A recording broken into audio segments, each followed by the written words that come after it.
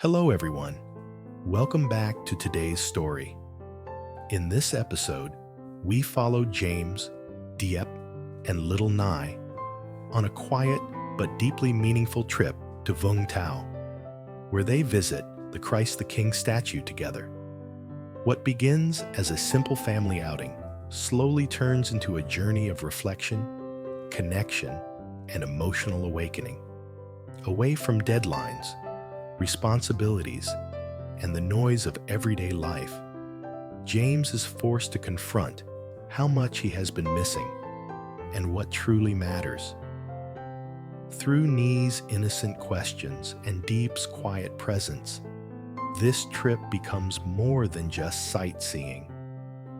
Stay with us until the end to feel how one ordinary day can gently change a life.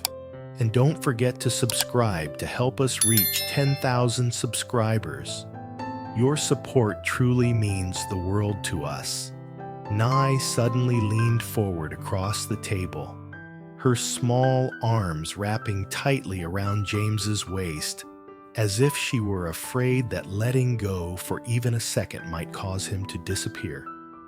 Her voice softened immediately, turning sweet and coaxing, the tone she only used when she truly wanted something. "Uncle James, please come with me," she said slowly. "Nai misses Uncle James so much." Diep paused, her chopsticks hovering in midair. She looked at Nai, then at James, and gave a gentle smile. Reaching out, she smoothed Nai's hair and spoke calmly, the way she always did when trying to reason with her.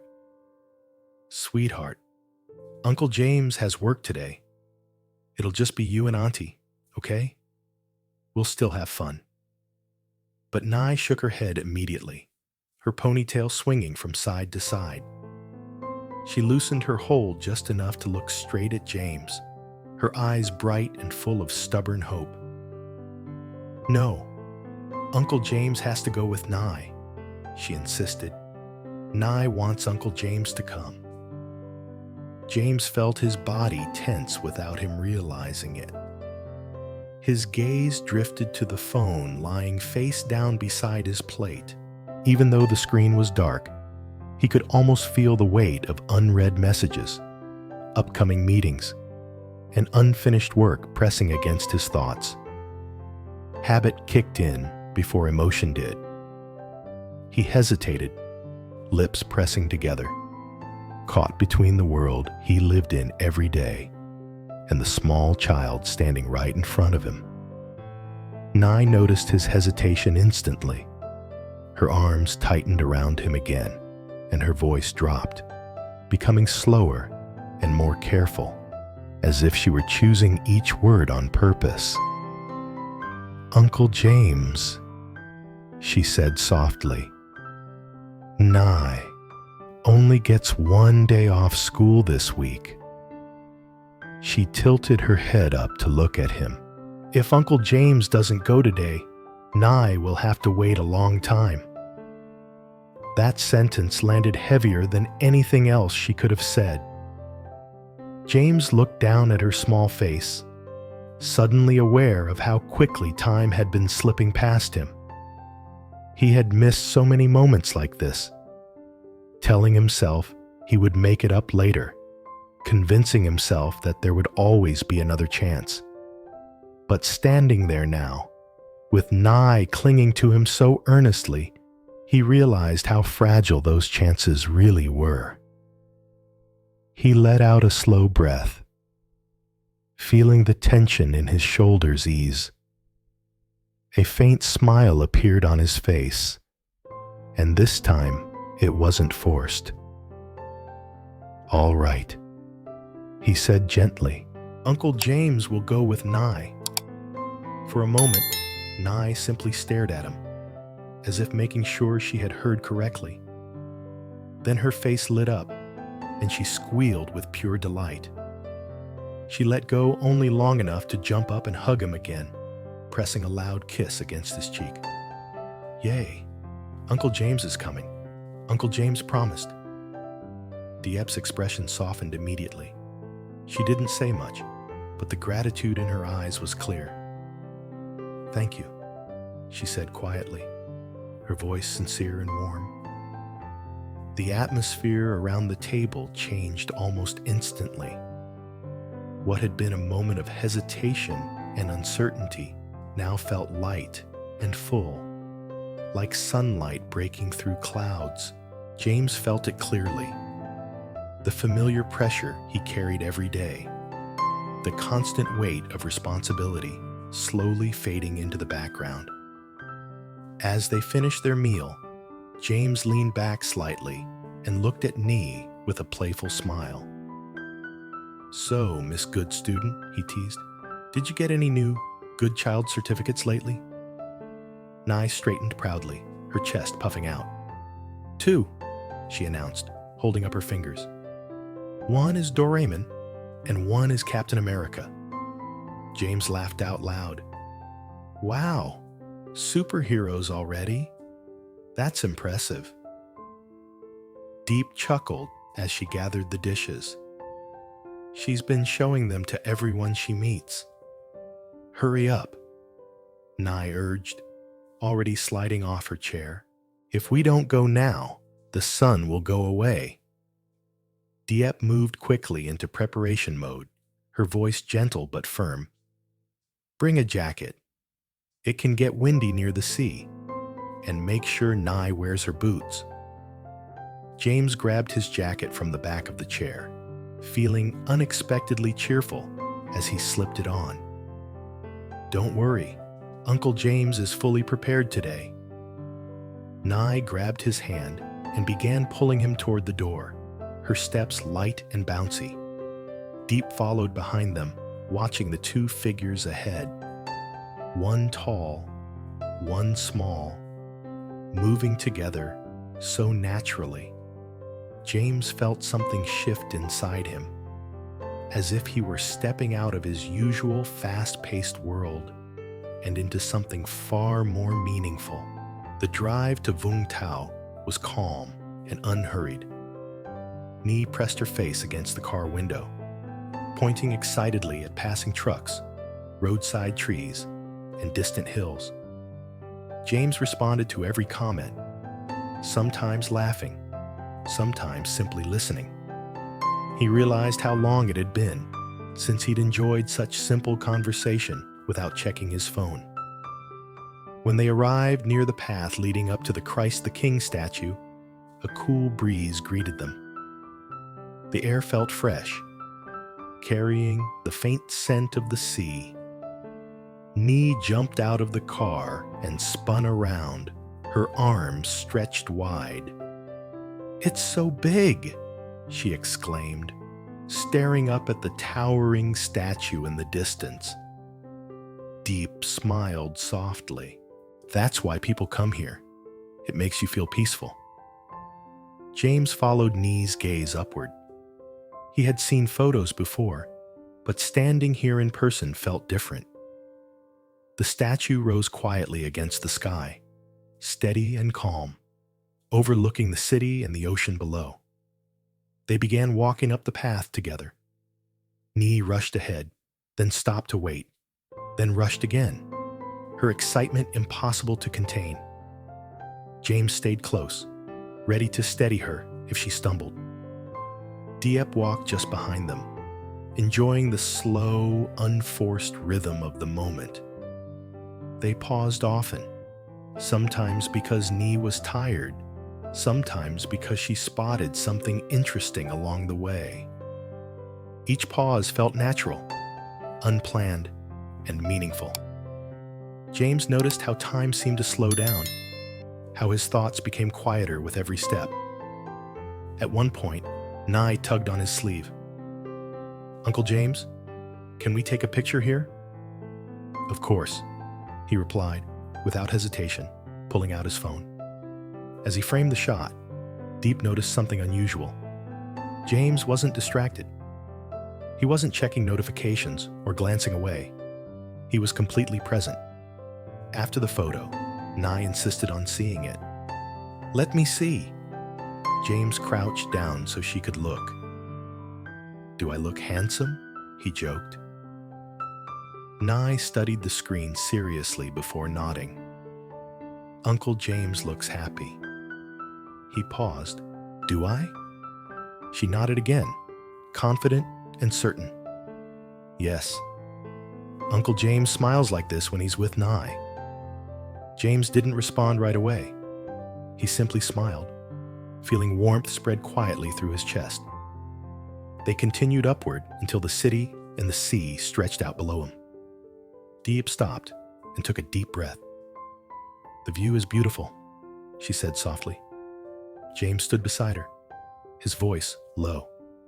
"It really is. Makes everything else feel smaller."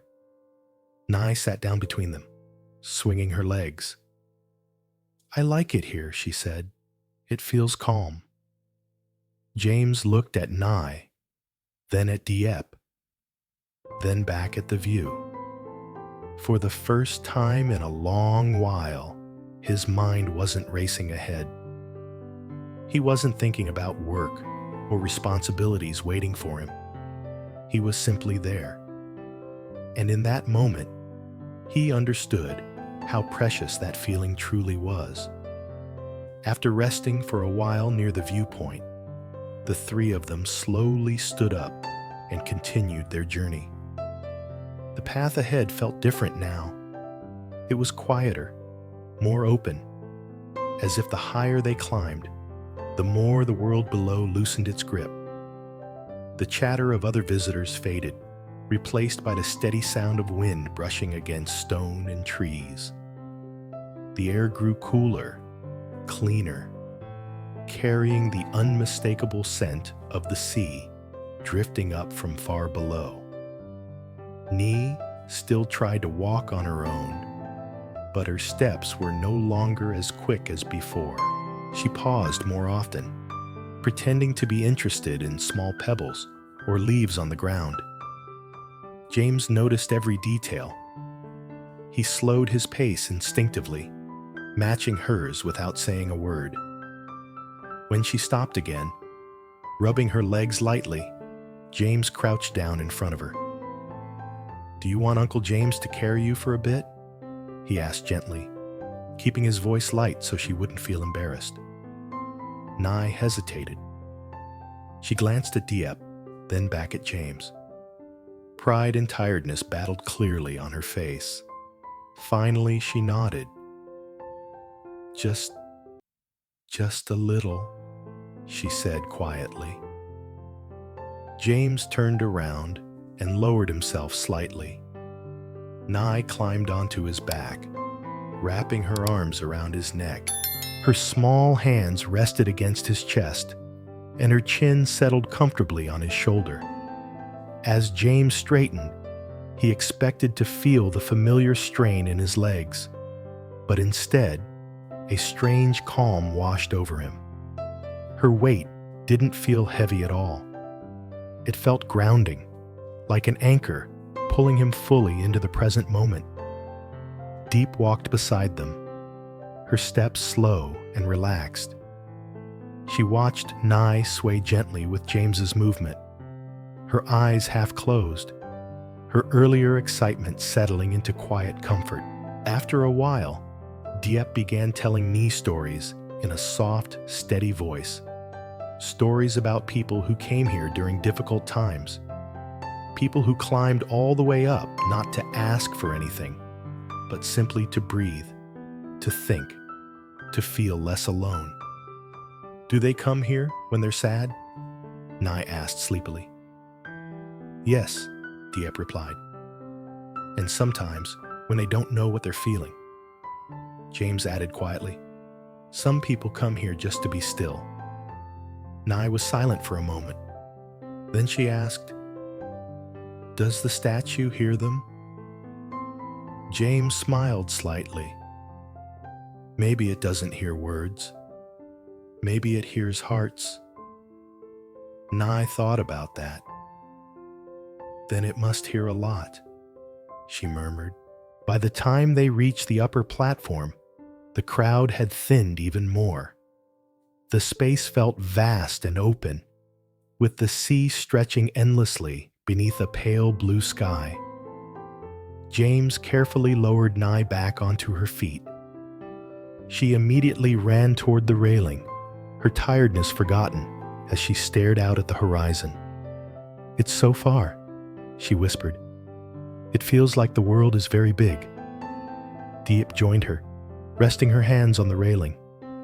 "Yes, and when the world feels big, our worries don't feel as heavy." James leaned against the stone wall, his eyes fixed on the distant line where sea met sky. For years, his life had been narrow in a way, focused, controlled, efficient. Standing here now, with nothing demanding his attention, he felt something unfamiliar but welcome: release. They walked slowly around the platform. Nye counted steps again, then stopped to draw shapes in the dust with a small stick she found. James sat nearby, watching her quietly. Diep took a few photos, careful not to interrupt the calm. Eventually, Nye rubbed her stomach. "Auntie, I'm hungry." Diep laughed softly. "I was wondering when you'd say that." They found a shaded spot and sat down together. Diep opened her bag and took out the food she had prepared earlier. Simple sandwiches, fruit slices, and juice. She handed everything to Nye first, wiping her hands carefully, reminding her to chew slowly. James watched Diep's movements, noticing how natural and practiced they were. "You're very patient," he said quietly. Diep smiled faintly.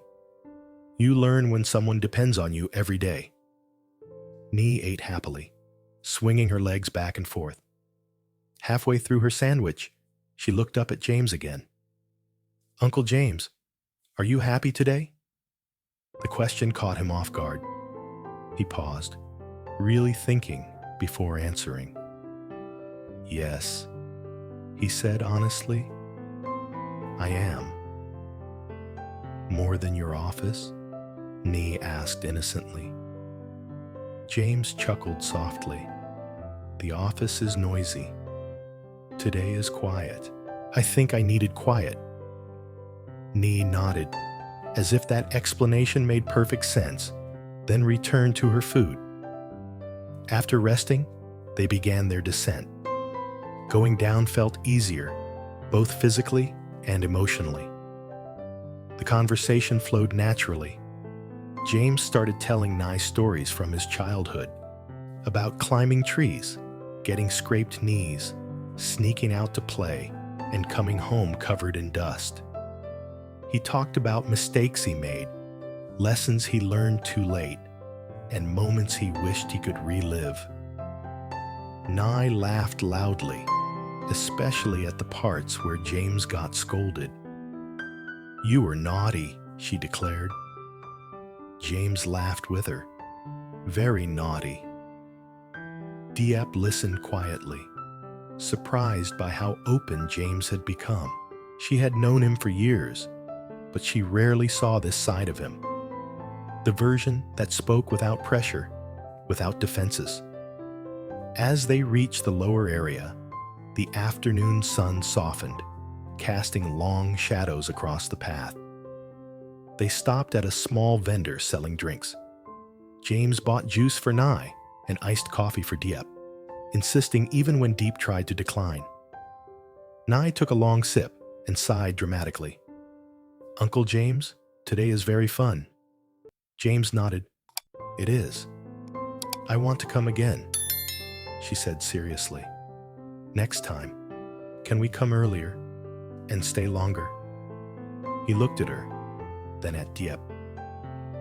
"I'll make time," he said firmly. Diep didn't say anything, but the look in her eyes said more than words. Before leaving, they turned back one last time. Nye waved toward the statue.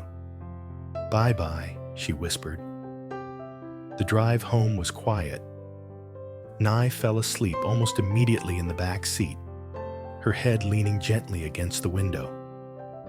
James glanced at her through the rearview mirror more times than he realized. Her peaceful expression stirred something deep inside him. Diep broke the silence softly. "She doesn't always sleep this easily." James nodded. "She felt safe today." Diep looked at him briefly, then back at the road. When they arrived home, James carried Nye inside carefully, afraid to wake her. He laid her down gently, watching her chest rise and fall in a steady rhythm. He stood there for a moment, longer than necessary, reluctant to leave. As he stepped outside, Diep followed. "Thank you for today," she said quietly. James shook his head. "No, thank you." "For what?" she asked. "For reminding me what really matters." The night air felt calm, almost still. James knew work would still be waiting for him tomorrow. Responsibilities wouldn't disappear. But something inside him had changed.